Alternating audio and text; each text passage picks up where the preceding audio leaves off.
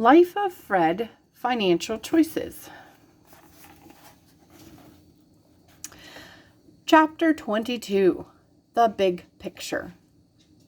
What good is happiness? It can't buy money. Henry Youngman. Fred was ready to reinvent himself. He would make founding a university a central focus of his life. Think, dream, plan, set specific goals, read many books, accept setbacks. At his own university, he could also be a teacher. He wouldn't be limited to teaching from Monday to Friday. He could teach classes on Saturday if he wished. He would hire a good president for his university, not someone who was continually off at conferences and vacations. Someone who shared his vision of what it means to be truly well educated. After a couple of years, his university would have at least 1,000 students. If he set the annual tuition at $5,000, which is slightly less than Stanford's $42,690, that would generate $5 million each year. The math? 1,000 times 5,000 equals 5 million. He did the calculations for how many teachers he would need. The note for that is 1,000 students will take 15 units per semester. Each teacher will teach 15 units per semester, which is the standard load for community colleges. With an average of 25 in a class, the university would need 40 teachers. The math? 25 times 40 equals 1,000. 40 teachers times an average salary of $60,000 equals $2,400,000. Government-run universities love to have fancy buildings, football stadiums, parking garages, and big lawns. All this stuff is impressive, but the whole point of a university is to connect the students with what is best, truest, and most noble in our civilization. Football, ain't it? Fred had seen strip mall shopping centers where most of the stores are vacant. Many of the landlords would probably jump for joy if Fred's university offered to rent all their vacancies. Conversion to classrooms would be a cinch. And parking? No other university would have easy parking just steps away from the classroom. Fred had second thoughts about hiring a university president. What does a president really do? Instead, he would just need a bookkeeper to collect and deposit the 1,000 tuition checks and pay the bills and salaries. Fred added up the expenses of salaries and rent and the miscellaneous items such as insurance. It all came to a little less than $4 million. Income equals $5 million. Expenses equals $4 million. Fred's eyes went kerching like a slot machine. In less than a second, he figured out that making $1 million a year was more than the $600 per month he was now receiving from teaching at Kittens. The thought was almost intoxicating. He needed a little time to clear his head. He wandered down the hallway to one of the vending machines and bought a donut. He headed back to his office and put the donut in his desk for later. He wasn't hungry right now. He had too much to think about. Would having a lot of money be bad? He asked himself. He had paid attention in Sunday school and knew that money itself was not evil.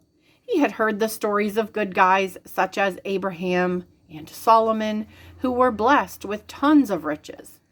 It was all a matter of getting your priorities straight. It's the inordinate love of self that is the root of all evil. There are lots of bad things besides going crazy about money, such as a lust for power or insane jealousy. Hitler, Stalin, and Mao weren't looking to amass great wealth. Satan wasn't kicked out of heaven because he wanted to embezzle from God's checking account. Gold is so common there that they use it for paving streets. Getting money is the perfect way to solve money problems. But there are a lot of problems in life that $1 million a year won't solve.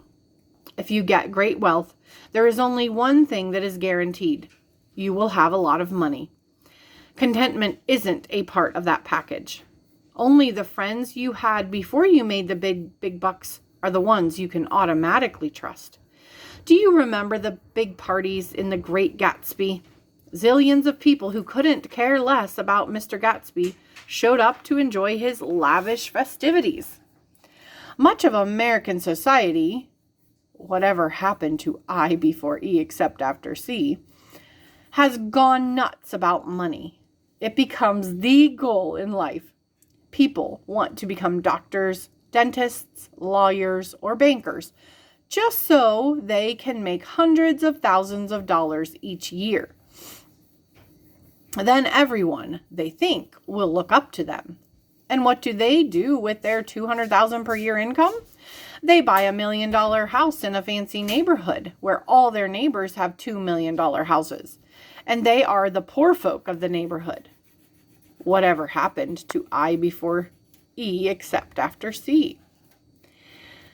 Suppose one of your brothers decides that his calling is to make a lot of money. Suppose another one of your brothers wants to teach at a seminary. And another wants to be a manager at a fast food place so that he can have enough money to marry his sweetheart and rear a half dozen kids. Good luck and blessings on all of them. There is nothing inherently wrong with any of your brother's ambitions. The money-making brother might provide jobs for many people and might donate large amounts of money toward relieving people's suffering. The brother who teaches at a seminary might inspire many future ministers to a deeper commitment. The brother's wife and kids might be 7 of the happiest people on earth, and he wouldn't trade any of his kids for $1 million. 2 important points. Point number 1, the goal in life is to collect happiness points. It isn't to be famous, have a ton of money, or to have a big family, although these might be a source of happiness points for some people. Each of us have different ways of collecting happiness points. Some might get lots of happiness points from being strong and slender. Others might get an equal number of happiness points from chocolate ice cream. Some would love to take vacations to exotic places 6 times a year.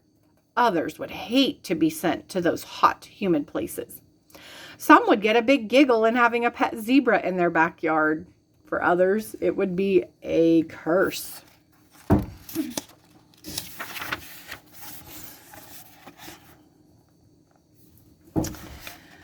Point number 2. It's not just happiness points that we need to gather. We need real happiness points. I, your reader, don't get it. Happy is happy, isn't it? Not quite. Real happiness points are those that last. For example, you could get a temporary happy from drinking yourself into unconsciousness, from overdosing on banana cream pie, from killing the guy that really bugs you, from cheating to pass a test, from idleness, from lying to make a buck. But none of these offer real happiness points because 2 weeks later, they leave a bad taste in your mouth. In contrast, you could get real happiness points from founding a university which offers a real education, from rearing clean-cut kids, from donating blood every 8 weeks, from doing your job well even when the boss isn't looking, from being a scout leader, from good eating and exercise. Real happiness points have 2 characteristics. First, they usually involve short-term pain now. Second, they switch from me to loving yourself and others. Your contentment during the last third of your life will depend a lot on how many real happiness points you earned in the first 2/3. Chapter 23, Capital. They tickled.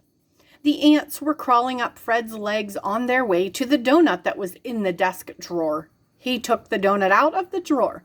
The ants crawled across his chest and onto the arm that held the donut. He tossed the donut into the wastebasket. The ants retreated back across his chest and down his legs. They still tickled. Fred dreamed about getting a desk with an ant-proof drawer so that he could safely store the food that he got for later. Life is full of distractions. Some are nice and some are ants. Fred was reading Professor Eldwood's Reasons Businesses Die. It was one of the several hundred books that Fred was going to read in preparation for founding a university. Eldwood wasn't a very good writer. He was hard to read. For example, Reasons Businesses Die begins. Chief among the various impediments to longevity in businesses of all kinds is the propensity to lack sufficient capital, either through lack of foresight or failure to do the requisite computations in order to maintain a positive balance in a company's cash account during the initial years so that the cash flow and savings are not exhausted by startup and quotidien expenses. Fred made notes and summarized. Have enough money at the beginning to survive. One of the biggest barriers to starting up a new business is the need for startup money. That is why many people begin their careers as employees. Acquiring enough startup capital is one reason to be employed at the beginning. The other reason is to get a job in your chosen field so that you can learn the business from the inside. Fred's teaching at Kittens was an excellent way to learn many of the things he should and shouldn't do in running Fred's university. The real danger of having a job is that you get too comfortable. It's sometimes called hiding inside the womb of a corporation or of government. Being born, starting your own business, means breathing the air of freedom and new life. If babies were given the choice, many of them would elect never to be born, much to the distress of their mothers. Many job holders never make the transition. They stay safe. They watch television after work rather than doing the preparation, the 5,000 hours. They hate to hear about others who have made the leap. They wishfully think that maybe later some opportunity will turn up. They are just like Fred, buying a donut and putting it aside for later. If you want real wealth, the kind you can retire on, then you must take the plunge. You must risk. And almost certainly you will fail many times. That is just reality. The baseball players with the greatest home run records, such as Babe Ruth, also hold the record for the most strikeouts. When you are swinging for the fences, you leave the comfort zone of just trying to get on base. Live long enough, and you will hear plenty of stories of guys who were loyal company men, who put in faithful service year after year and were let go at the age of 54. They are replaced either by cheaper younger employees or by automation. An automation note is, in a recent study, Carl Frey and Michael Osborne of Oxford University estimate that 47% of all U.S. jobs will be turned over to robots and computers in the next 20 years. Ouch.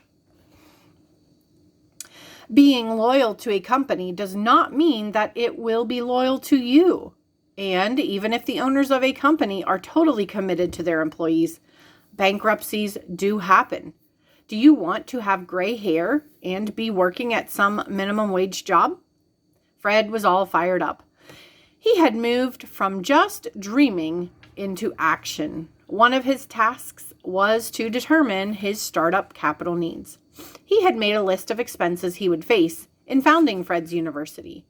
He would have to rent some storefronts and remodel them. He would have business licenses and inspections, advertising, hiring teachers, a website, office supplies.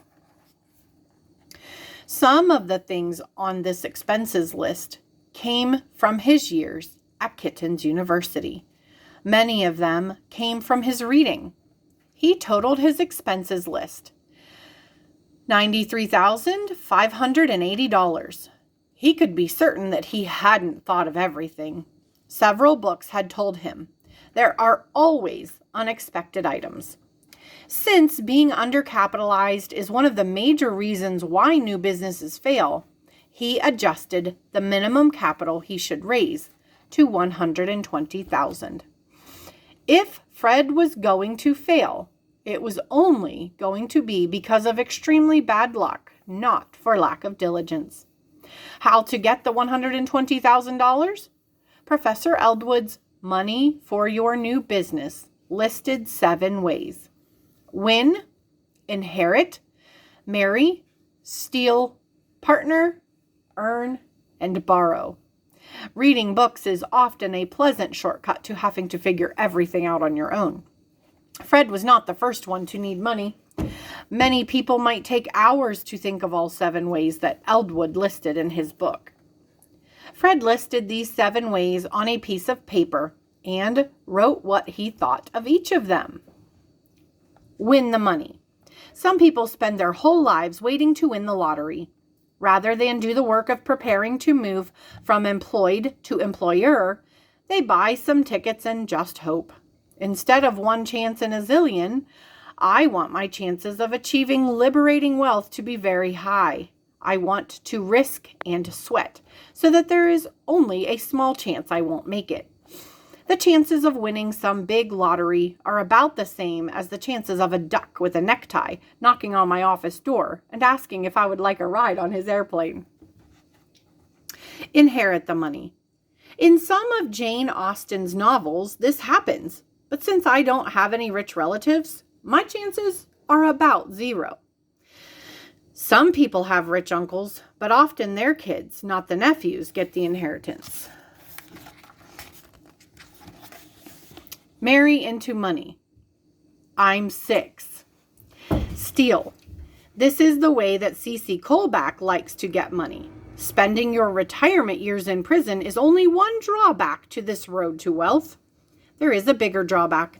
Every person has a birthright to life, liberty, and property. If you take away their life, you are a murderer. If you take away their property, kidnapping or slavery, you have taken away part of their life. That's another form of murder. If you take away someone's property, you take away what they have spent part of their life earning.